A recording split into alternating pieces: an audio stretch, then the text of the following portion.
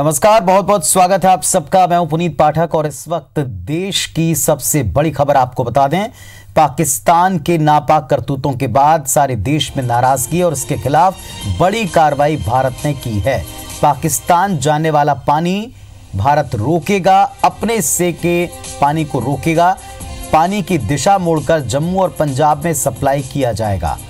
केंद्रीय मंत्री नितिन गडकरी ने ट्वीट करके इस बाबत जानकारी दी है। ट्वीट आपके सामने। पाकिस्तान के खिलाफ बड़ी कार्रवाई की है। पाकिस्तान जाने वाला पानी रोका जाएगा, भारत अपने हिस्से का पानी रोकेगा।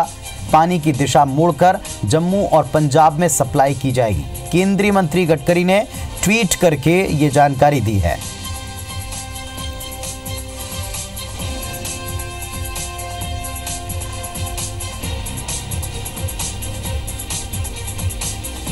तो ट्वीट करके इस बाबत जानकारी दी है मंत्री नितिन गडकरी ने। कहा गया है कि प्रधानमंत्री की अगुवाई में सरकार ने पाकिस्तान की ओर जाने वाले पानी को रोकने का फैसला किया। पूर्वी नदियों के पानी को डायवर्ट किया जाएगा। इस पानी को जम्मू कश्मीर और पंजाब में रहने वाले अपने लोगों के लिए उपलब्ध कराएंगे।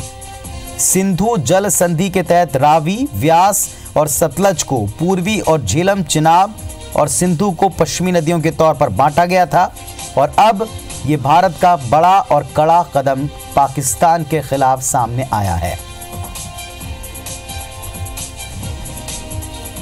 तीनों नदियों का पानी रोका जाएगा, यमुना में लाया जाएगा।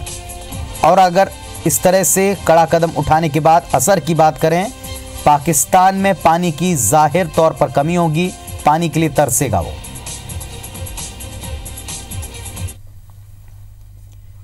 चलिए मध्य प्रदेश की खबरों पर आते। मध्य प्रदेश कांग्रेस ने लोकसभा चुनाव की तैयारियां तेज कर दी हैं। कांग्रेस का फोकस किसानों पर है। दरअसल कांग्रेस ने विधानसभा चुनाव में किसानों की कर्ज माफी का वचन दिया था।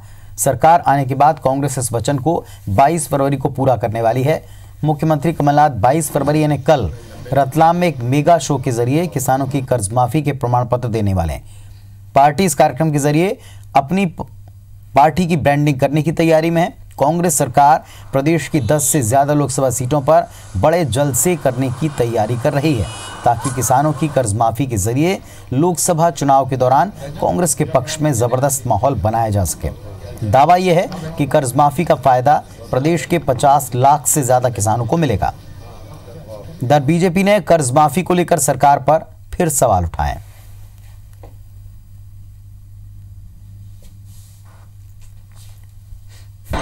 5 मार्च को उसके अकाउंट में तक 25 लाख किसानों के अकाउंट में पैसा आ जाएगा। और दूसरा ये हम लोग अभी जितने ही प्रभारी मंत्री हैं ये तहसील जाके 25 तारीख से ये ऋण मुक्ति का प्रमाण पत्र उनको दे देंगे और 5 मार्च तक पूरा हो जाएगा। इसके वचन पत्र में था प्रत्येक किसान का 2-2 लाख का कर्जा माफ होना है। उस हिसाब से लगभग 56,000 करोड़ की राशि कर्जे के माफी के रूप में चाहिए।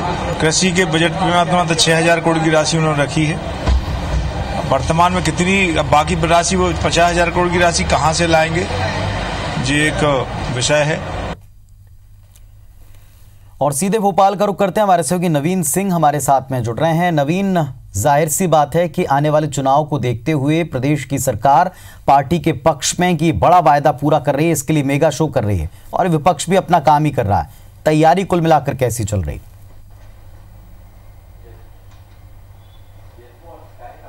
हाँ देखिए पुनीत, कांग्रेस के एजेंडे में पहले ही किसान थे और मध्य प्रदेश विधानसभा चुनाव के दौरान ये साफ हो गया था कि कांग्रेस किसानों के भरोसे सत्ता में आना चाह रही थी। और कांग्रेस ने वचन पत्र में एक वादा किया था किसानों से कर्ज माफी का और उस वादे को निभाने की मुकम्मल कोशिश भी कांग्रेस ने की है। सत्ता में आने के बाद मुख्यमंत्री का चार्ज लेने के बाद तुरंत मध्य प्रदेश के मुख्यमंत्री कमलनाथ ने किसानों कर्ज माफी के मसले की फाइल पर साइन कर दिए थे। और अब 22 फरवरी तकरीबन 52-55 दिन बाद 22 फरवरी की तारीख मध्य प्रदेश की ऐतिहासिक, कांग्रेस के लिए ऐतिहासिक तारीखों में शुमार होगी। चूंकि 22 फरवरी से कांग्रेस कर्ज माफी की औपचारिक प्रक्रिया शुरू कर रही है। कर्ज माफी के पैसे देने की औपचारिक प्रक्रिया कल से शुरू हो रही है। कांग्रेस पार्टी बिल्कुल इस एजेंडे पर काम कर रही है कि किसी भी तरीके से इस मसले को ज्यादा से ज्यादा वोटों में तब्दील किया जाए। मध्य प्रदेश दौरे पर राहुल गांधी आए थे विधानसभा चुनाव के दौरान और उस वक्त कहा था किसानों की कर्ज माफी करेंगे, 2 लाख तक की कर्ज माफी होगी अगर उन्हें सत्ता में वो आती है।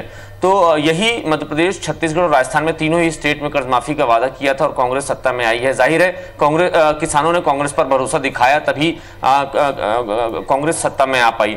अब कमलनाथ के सामने बड़ी चुनौती है कि मध्य प्रदेश में जो 29 विधानसभा सीटें हैं वो ज़्यादा से ज़्यादा सीटें जीती जाएं ताकि देश में कांग्रेस की, यूपीए की सरकार बन सके। और इसके लिए कांग्रेस और कमलनाथ कोई कसर नहीं छोड़ना चाह रहे हैं। पार्टी ने तय किया है, संगठन ने तय किया है कि इस सरकारी कार्यक्रम के जरिए अगले लोकसभा चुनाव के दौरान, इस बीच में 2 से 3 महीनों के दौरान 10 से ज़्यादा लोकसभाओं को कवर किया जाएगा। बड़े जलसे होंगे, मेगा शोज होंगे, इसी तरीके से जैसे कल रतलाम में होने जा रहा है, और हजारों लाखों किसानों को वहां पर बुलाया जाएगा, सम्मान भी दिया जाएगा और साथ ही साथ कर्ज माफी के सर्टिफिकेट भी बांटे जाएंगे। तो कांग्रेस की पूरी कोशिश है कि किसानों को टारगेट करते हुए ज्यादा से ज्यादा लोकसभा की सीटें मध्य प्रदेश से निकाली जाएं। पुनीत, बहुत शुक्रिया नवीन आपका इस पूरे डिटेल के लिए। तो जैसा नवीन हमको बता रहे हैं कि प्रदेश सरकार ने और कांग्रेस पार्टी ने तैयारी कर ली है कि जो वायदा पूरा किया जा रहा है उसको पूरी तरह से जनता के बीच में स्टैब्लिश भी किया जाए, और ऐसे कई शोज की तैयारी पार्टी कर रखे। शुरुआत कल से इसकी हो जाएगी। मध्य प्रदेश विधानसभा के बजट सत्र के आखिरी दिन भी गरीब सवर्णों के लिए 10% आरक्षण लागू करने की मांग उठी और इसको लेकर विपक्ष ने सरकार को घेरा, हंगामा भी किया। प्रश्नकाल खत्म होते ही नेता प्रतिपक्ष गोपाल भार्गव ने इस मसले पर चर्चा की मांग रखी। चर्चा नहीं कराए जाने और सत्ता पक्ष के जवाब से नाराज विपक्ष ने हंगामा किया, सदन से वॉकआउट भी किया। सदन में हंगामे से नाराज स्पीकर एनपी प्रजापति ने 5 मिनट के लिए सदन की कार्यवाही स्थगित की। इस मामले में संसदीय कार्य मंत्री गोविंद सिंह ने विपक्ष को जवाब दिया, कहा कि सरकार कमेटी बनाकर ये पता लगा रही है कि प्रदेश में निम्न आय वर्ग के कितने सवर्ण हैं। विपक्ष का कहना है कि भारत सरकार के फैसले के बाद भी मध्य प्रदेश सरकार आरक्षण लागू करने में आनाकानी कर रही है। सवर्ण बच्चों को 10% आरक्षण देने की मांग कांग्रेस करती रही। उसी दबाव में केंद्र की नरेंद्र मोदी की सरकार ने ये निर्णय लिया है आरक्षण देने का। अब वो प्रस्ताव हमारे वहाँ आ जाए, हम विपक्ष के साथ बैठ के उसके मुद्दे तय करना चाहते हैं। देने का प्रावधान जो निर्धन थे, जो गरीब हैं, उन वर्ग के लोगों के लिए, जिनके घर में नौकरी नहीं है, उनके लिए देने का प्रावधान किया था। मुझे कहते हुए दुख है, मैंने विधानसभा प्रश्न भी लगाए, प्रश्न का कोई उत्तर समाधान कारक नहीं आया।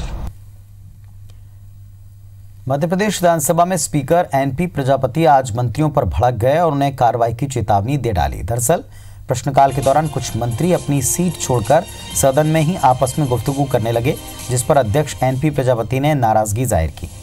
स्पीकर प्रजापति ने मंत्रियों को चेतावनी तक दे डाली कि वो अनुशासित नहीं रहेंगे तो अनुशासनात्मक कार्रवाई के लिए बाध्य होंगे। स्पीकर एनपी प्रजापति की फटकार के फौरन बाद मंत्रियों ने अपनी सीटें पकड़ ली। हालांकि इस दौरान सत्ता पक्ष और विपक्ष की तरफ से हो रहे हंगामे से नाराज विधानसभा अध्यक्ष ने कार्यवाही को 5 मिनट के लिए स्थगित किया। स्पीकर सबका हेड होता है, पूरे जो पक्ष का विधायक दल हो या विपक्ष का, सबका हेड होता है। तो निश्चित तौर पर कहीं अगर कोई गड़बड़ी होगी या सदन में डिसिप्लिन नहीं होगा तो उनको इस चीज़ का वो है अधिकार कि वो सदन में डिसिप्लिन पैदा करें।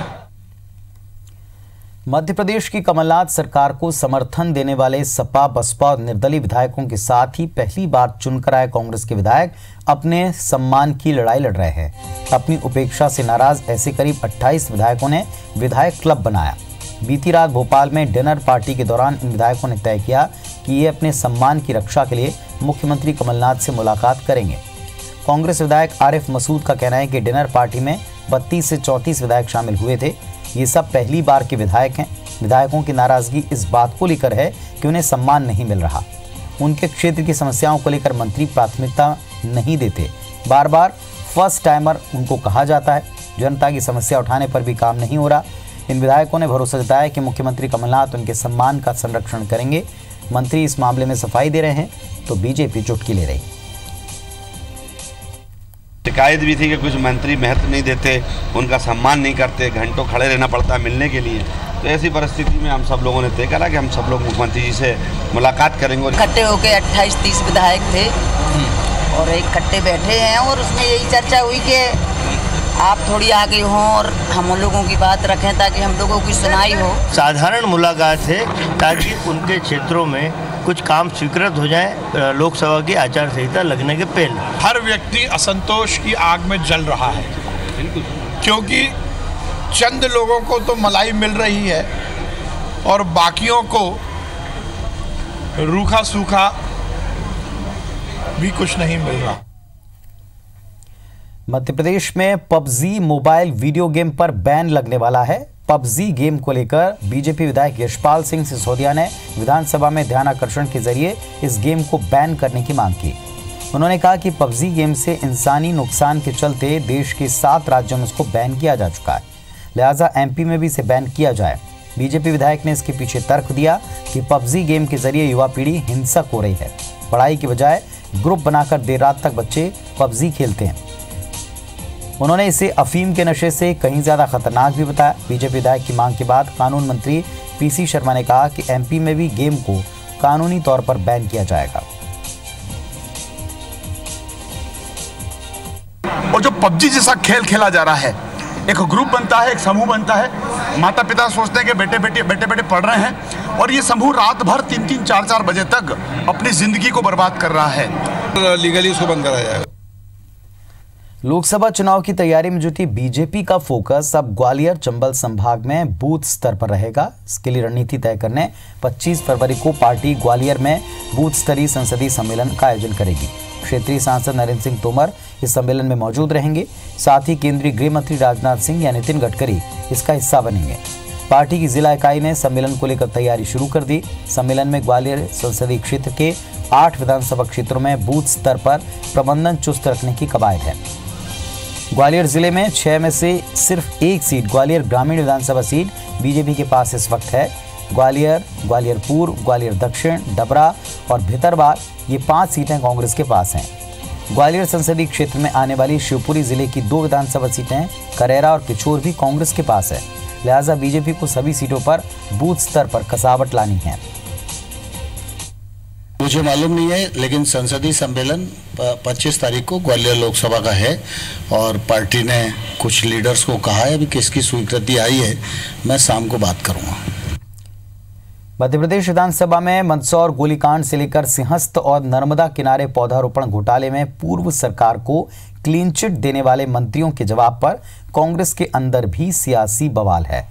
पूर्व मुख्यमंत्री दिग्विजय सिंह ने मंत्रियों पर नाराजगी जताई जो सिंधिया गुट से ताल्लुक रखने वाले वन मंत्री उमंग सिंघार को रास नहीं आया।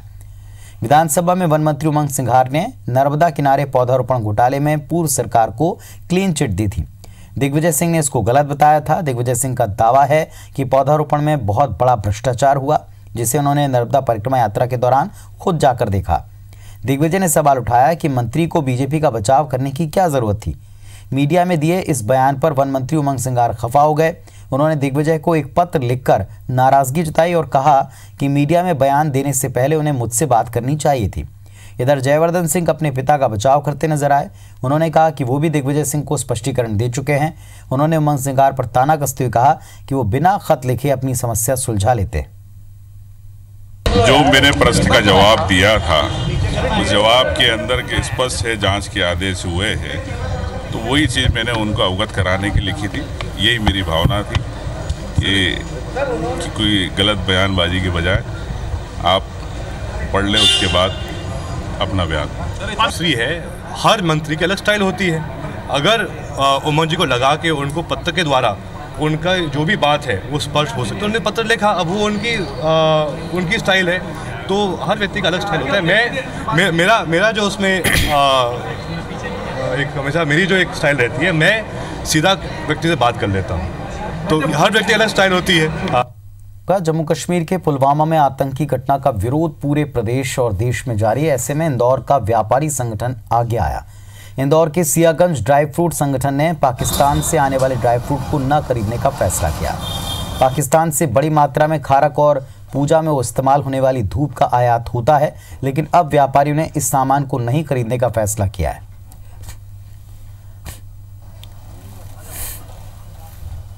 हम लोगों ने निर्णय लिया है कि अभी हम पाकिस्तान का माल नहीं मंगाएंगे और न बेचेंगे, क्योंकि एक तो कस्टम भी इतनी बढ़ गई और दूसरा उन लोगों ने जो ऐसा कार्य करा उसकी वजह से मन बड़ा खिलने है उनसे कि काम करना ही नहीं है पाकिस्तान से। IBS24 जन कारवां की अब बात करेंगे। इस यात्रा के तहत आज लोकसभा चुनाव के मद्देनजर मध्य प्रदेश के ग्वालियर में जन चौपाल लगी। जन कारवां के मंच पर जनता ने मुखरता से अपने इलाके के मुद्दे रखे। किन मुद्दों पे इस बार लगता है कि क्या मुद्दा हावी रहने वाला? भ्रष्टाचार का लेना देना है केवल, 55 साल से देख रहे हैं। सिर्फ एक ही मुद्दा रहेगा, विकास का मुद्दा। दीना जो 55 महीने में विकास किया है, कांग्रेस का विकास से कोई लेना देना नहीं है। हमारा तो स्पष्ट है, हम एट्रोसिटी एक्ट का विरोध करते आए हुए हैं। तो इस बुलेटिन में फिलहाल इतना ही, लेकिन खबरों और अपडेट का सिलसिला IBS24 पर लगातार जारी है।